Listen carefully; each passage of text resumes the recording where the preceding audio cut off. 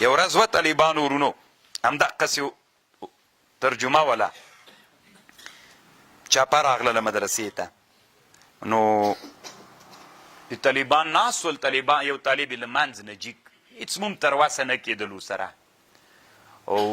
یو دنه پکې و داسې پر یک کې فکر کوم د وروزګان ولایت و ما ته ویلي وي دا اول وار ده چې دومره زړور ملا وینمه چې موږ سره دومره تیز غږیږي نو ما وی څومره چاپې چې وچولي داسې ملا مې نه ده لیدلی مې دا ملا نور ملایان نه فرق لري نو څو ورځې له دې چاپې نه مخکې نیولی وو که نه نو هلته چې په ما باندې ریاست نوت کې 2 ورځې تېرې کړلې نو الله عز وجل انسانانو په زړونو کې یو محبت الله په خاطر دلته طالبانو په کابل کې مظاهرې سولې داسې مظاهرې وسولې چې 13 کلن د جهاد مبارزه کې د ریاست نوت نه 2 ورځې د جمعې په ورځ باندې څوک هم ټول افغانستان کې څوک نه ده راوتلی که راوتلي یې هغه یې زه راویستلی یم دا د افغانانو مجاهدینو یو لوی احسان و له ما سره یعنې چې ریاست نوت نه به دوی ویلې بڼکه به چې راوړله هغه په میاشتو نه سو وتلی زه الله د جمعې په ورځ باندې تېر نه راوویستلم او دا اول وارو کله چې زه ریاست کابل ته بیا راوړم هغه جنۍ چې راخوشي کولم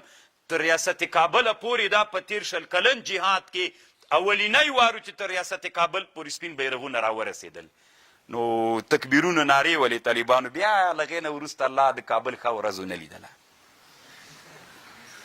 یعنې د کفر دپاره الله عز وجل بیا د اسلام شاعر کړل الله دې نه کوي طالبانو که مشرانو نه تزلزل حالت راغی ملت به بیا د دوی نه پوښتنه کوي موږ ته به اسلامي نظام ساتي په هره معنا چې وي موږ ته به اسلامي نظام ساتي دلته وینې توی سوي دي قربانۍ سوې ده ته مو چې مشر کړې ښه ځواني نه لرې